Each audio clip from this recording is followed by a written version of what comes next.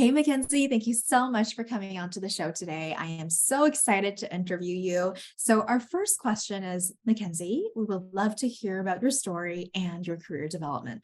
Let's start from the very beginning. How did your post secondary experience lead you to where you are today? Well, first of all, Lena, thank you so much for having me. It's great to be here. So, my post secondary experience, I studied robotics engineering at the University of Toronto, to preface a little bit. And I originally wanted to study engineering because my grandpa was an electrical engineer. And in university, I pivoted from wanting to be an aerospace engineer to wanting to be a robotics engineer, and then eventually wanting to work professionally as a software engineer, just because of the kind of work experience and class experience that I had. So when I originally started my first and second years, I got super burnt out, going from being the best in your class to being one of the worst in your class in university, just because I'm with such kind of higher caliber of people in terms of the math and science world, at least. And I think that causes a lot of kind of self doubt and burnout. I was able to recover from that by taking a year off after my second year, doing what we call a professional experience year. And there, I worked at Intel and I was able to gain some mentors at my work. And I gained a lot of confidence that I was able to contribute in the software engineering world and engineering in general. And so, yeah, from there, I went back to school and I was able to complete my degree and get internships at Google, which really excited me about technology and the work that Google was doing. So, aerospace engineering, that's interesting. I'm wondering what influenced you to go into that in the first place. I wanted to be an astronaut, but I guess who doesn't at age 12, maybe.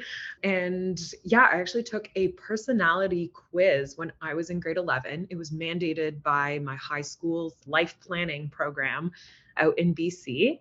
And so the results of that was that my career path should be either a pilot or an aerospace engineer.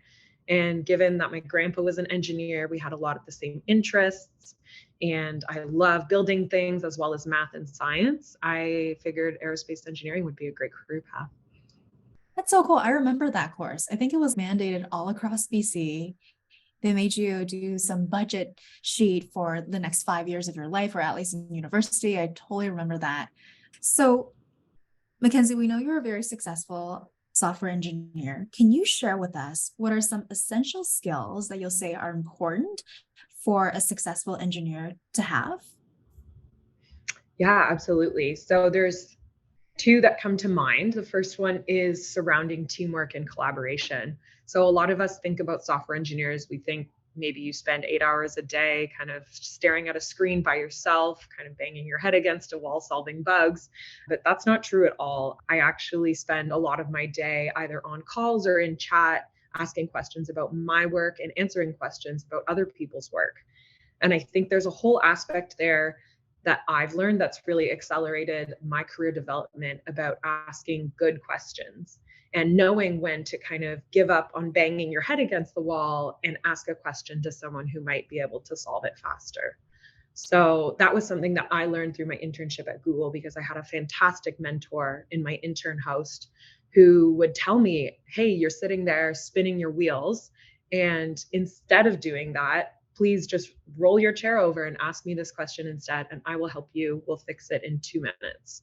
And that for me was really transformative towards my velocity as a software engineer, knowing when to give up on banging your head against the wall, which I do all the time, for lack of better metaphor.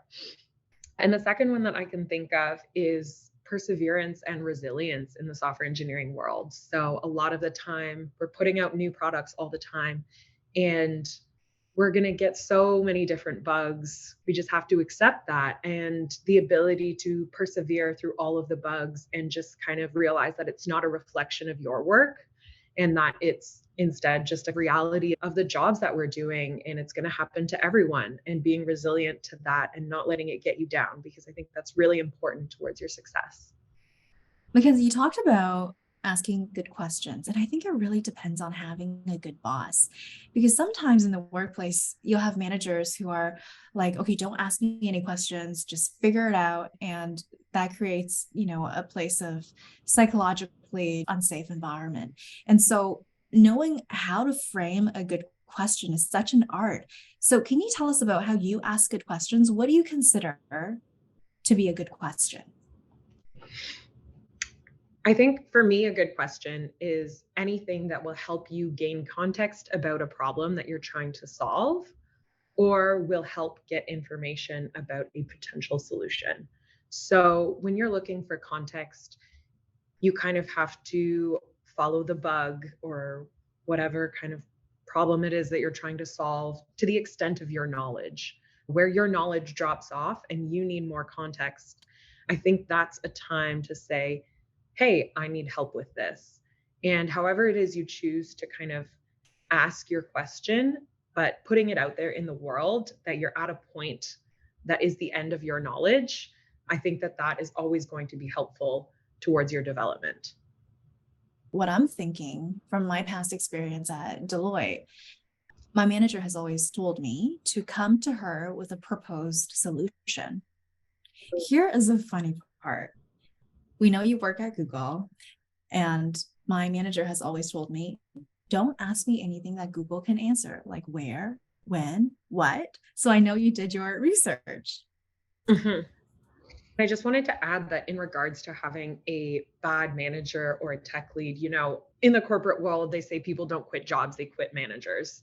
And I think that that's a really important thing. So when you're interviewing for a job, you should be interviewing the hiring manager as well as the company for their culture in terms of asking questions and getting the answers that you need in order to further your career. And in terms of being a manager or being a tech lead, I've never been a people manager. However, I would personally consider that bad management to not be willing to help someone further their career by at least pointing them in the right direction for where to ask their questions. So if you can't answer those technical questions, or if your manager can't answer your technical questions, they should be setting you up with a technical mentor as well as a really strong tech lead who can answer those. If that's not set up for you, I think that is a very good reason to kind of look elsewhere for a different job or a different opportunity. Absolutely. I think sometimes, in a lot of cases, managers are so focused on their own KPIs that some managers, not all, just a very small portion, overlooks the people aspect. And I think, COVID has changed the way we worked. Now people are going to work and they're not just there for the job, they're also there for the people, the culture, and sometimes even companionship. And Mhm. so that's something that I've been working on this year as well, is making sure that my team feels connected with each other, but also connected with our company's vision and also with myself, and that I'm here to help them grow. So I think leadership is so selfless. We all have our own business goals to hit, even as leaders, managers. But at the same time, when we're not willing to invest in our team, I think that's just detrimental in the end for everyone. Absolutely. Yeah.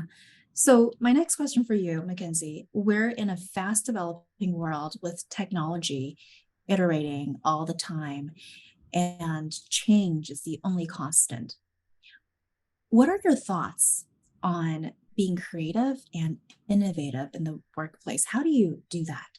How do you do so in your work? Yeah, so I guess I'll answer this question in two parts. First on creativity and then a little bit on innovation. So for me, creativity is just thinking outside the box. Even when you think you have an answer to a problem or a solution, keep going.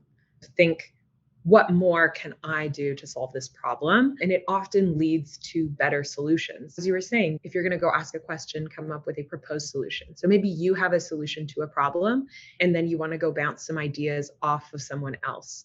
That will, in 9.9 out of 10 cases, result in a better solution, a more creative solution, because you have more people thinking about the same problem.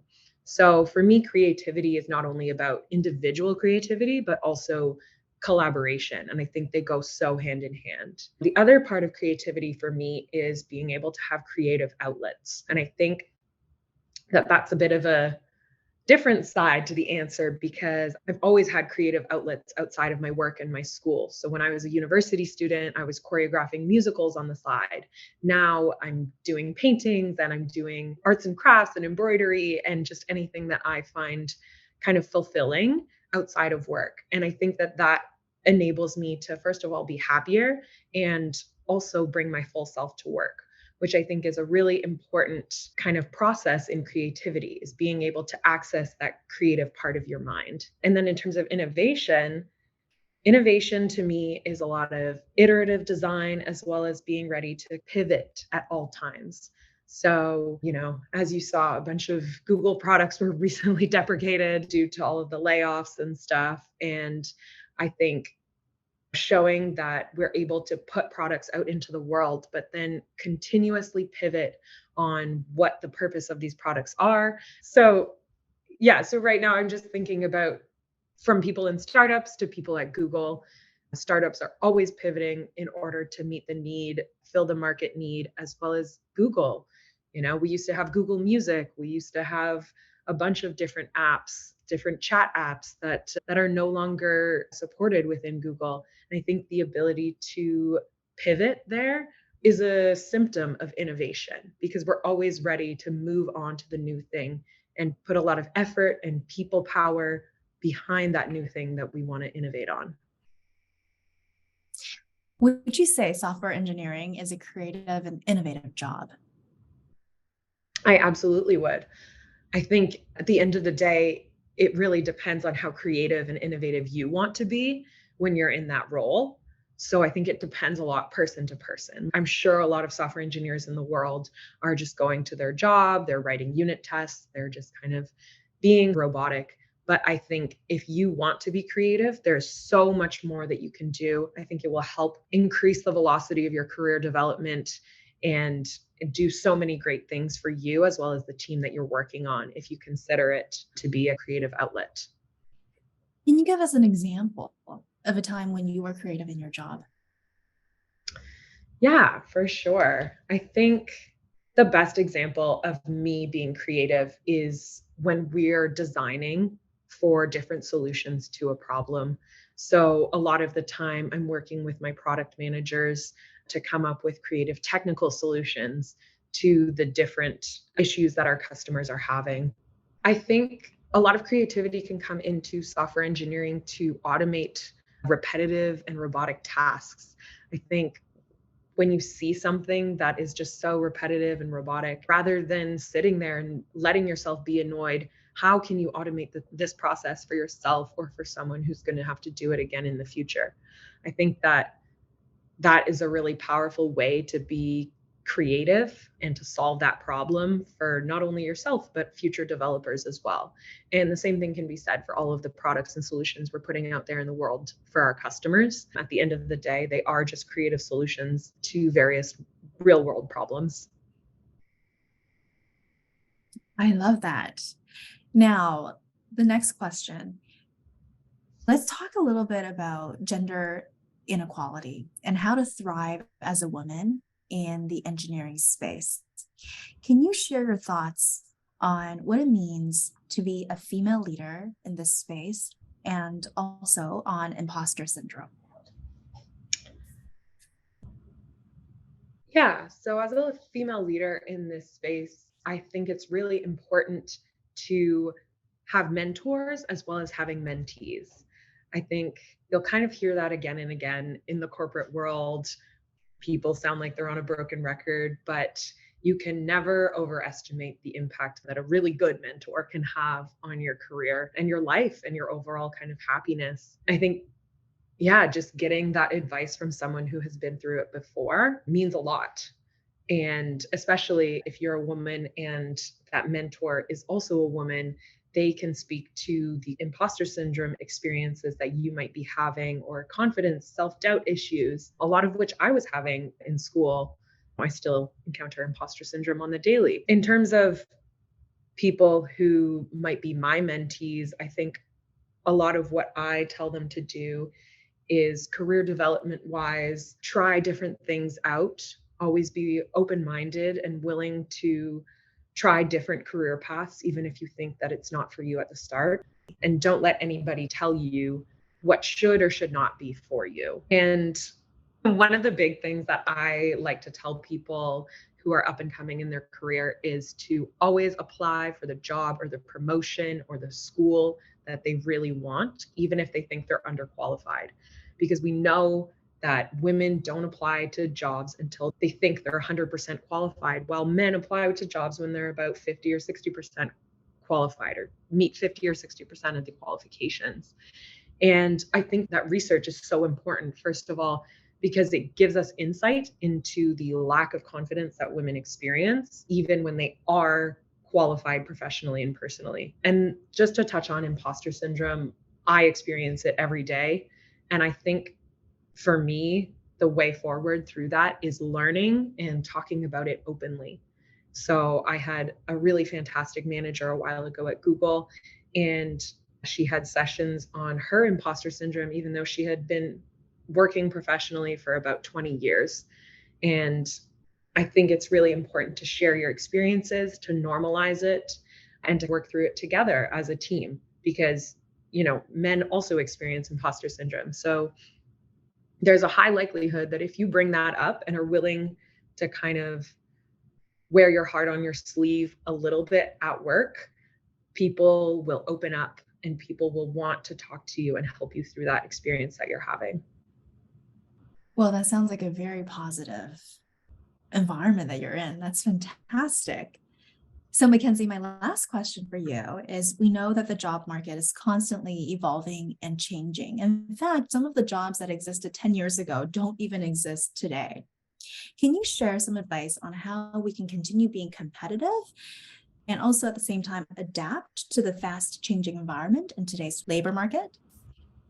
Yeah. So I think you touched on it a bit when you asked the question, but I think the best thing that we can do right now is to be flexible. So to know your strengths and then be flexible about where you can apply them. So there's a bunch of different online quizzes and softwares that will help you figure out those strengths, like the Strength Finders course. And from there, you can kind of figure out different career paths that might meet your strengths as well as your passions. And hopefully you can be fulfilled not just by that one career that you have your heart set on. The other thing that I can recommend is to always be learning. As they say, if you're the smartest person in the room, you're in the wrong room. And I think that applies every day to my life. I always strive to be learning from people that I'm working with. And if I'm not, then maybe it's something to consider to go back to school or do something different or make a pivot in my life. And I think that will help us stay competitive in the job market because we'll always be learning new skills, whether we're aware of it or not. I love it, the spirit of lifelong learning. And I completely align with what you said about being with people who are smarter than you. At Illuminate, I feel very challenged every single day. Sometimes, actually, every day, I often wonder if someone else can do this job better than me. And I think, yes, absolutely, because everyone around me is so smart. And I'm like, hold on, am I the dumbest person here? But then at the same time, when you're in a position of leadership, you kind of have to fake it till you make it. And so I think there's a quote that says, you're the average of the 5 people you surround yourself with. And I've been living to that ever since. And I think I'm just so grateful to be leading Illuminate and being around incredible individuals like yourself, like my team, like our incredible lecturers and advisors. It's a great environment because it fosters in a very sustainable manner the spirit of lifelong learning. And I think there's no better place to be than that. Yeah, absolutely. Could not agree more. Well, Mackenzie, thank you so much for coming onto the show today. It was such an honor to have you here. Thank you so much for having me, Lena.